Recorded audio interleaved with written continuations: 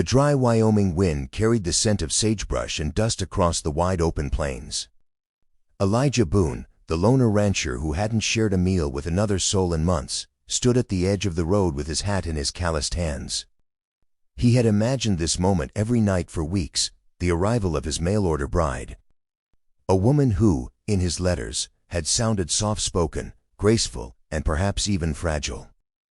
Someone he believed might fit into the quiet life he'd carved from the land. The wagon creaked to a halt, its horses snorting, their sides lathered from the long ride. Elijah's heart thudded against his ribs as he straightened his shoulders. He wasn't a handsome man by town standards, too tall, too lean, with a weathered-worn face that looked older than his 32 years. Still, he hoped his bride would see past that, maybe even smile at the sincerity in his eyes. Then she stepped down. Elijah's mouth went dry. The woman was easily twice his size, broad-shouldered, strong-legged, and towering with a confidence that made the wagon itself seem too small to have carried her. She wore a faded calico dress that clung to her sturdy frame, and when her boots hit the dirt, the ground seemed to give a little. Her gaze, sharp as an eagle's, swept over him before softening into something almost apologetic. "Elijah Boone?" she asked, her voice low and warm, like honey poured over gravel. "Yes, ma'am," he managed, his throat tightening. "You must be Miss Clara." Clara didn't flinch at his hesitation. She squared her shoulders and gave him a slow nod. "I know I'm not what you were expecting. But the letters were true enough. I can cook, I can mend, and I'm not afraid of hard work. If you'll have me, I'll do my best to be a good wife." Elijah blinked, his mind spinning. The truth was, he had pictured someone delicate, someone he might protect. But here stood a woman who looked as if she could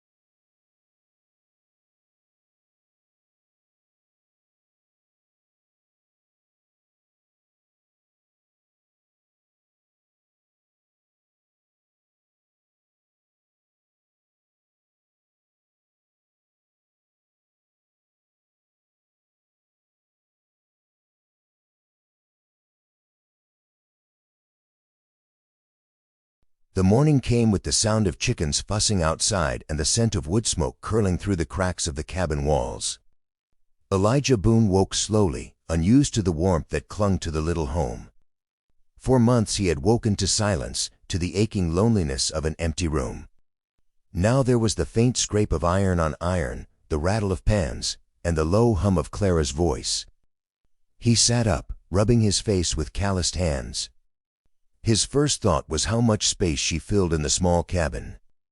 His second was how natural it felt, as though the place had always been waiting for her. When he pushed open the door to the kitchen, Clara was standing at the stove, turning biscuits in a pan with the kind of confidence born from years of practice.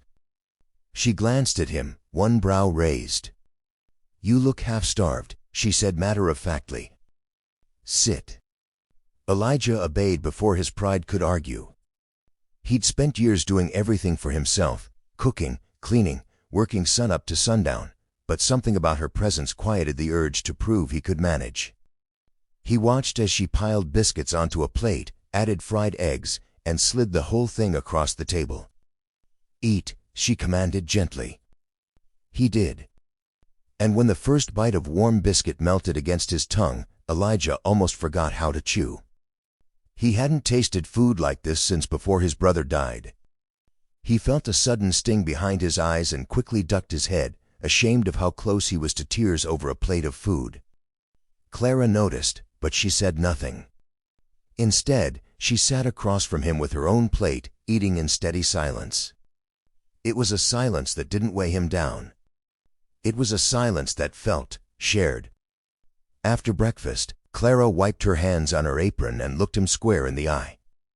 "You've got work that needs doing," she said. "And I've got two good hands. Where do you want me?" Elijah hesitated. He had never asked anything of a woman beyond the home, and part of him wanted to say she should rest, settle in, maybe meant his torn shirts. But one glance at Clara's broad shoulders and steady gaze told him she wouldn't be content with needlework alone. "The barn roof's near caving in," he admitted. "I've been patching it with whatever scraps I could find." "Then that's where we'll start," Clara said firmly, already rolling up her sleeves. That day changed something deep in Elijah. He had always carried the burden of the ranch alone, but as Clara hauled boards and hammered nails with a rhythm that rivaled his own, he began to see the possibility of partnership. Real partnership. She didn't flinch at hard work, didn't complain when the sun bore down, and when he stumbled from fatigue, she pressed a tin cup of water into his hand before he could even ask. By sunset, the barn roof stood strong again, and Elijah couldn't stop staring at it. Not because the work was perfect, it wasn't. But because it was proof of what two people could manage together. That evening, they sat on the porch, their muscles aching but their spirits strangely light. Clara broke the quiet first. "You thought I'd be a burden," she said without accusation. Elijah shifted uncomfortably. "I thought you'd be different." "And now?" He glanced at her. The fading light softened her strong features, and he saw not the woman who had startled him stepping off the wagon, but the woman who had rebuilt his barn in a single day. The woman who had fed him without judgment. The woman who had brought life back into a place that had been fading. "Now," he said slowly, "I reckon I don't know what I'd do without you." For the first time, Clara's smile faltered into something vulnerable. "You don't know me yet, Elijah." "Not really. I've got a past that might make you think twice." Elijah turned his gaze back to the horizon, where the stars were beginning to prick the sky. "Then we'll take it one truth at a time. I ain't running." Clara studied him, searching for doubt, but found none. A quiet peace settled between them, deeper than words. That night, Elijah dreamed not of loneliness, but of the sound of Clara's laughter echoing across the fields.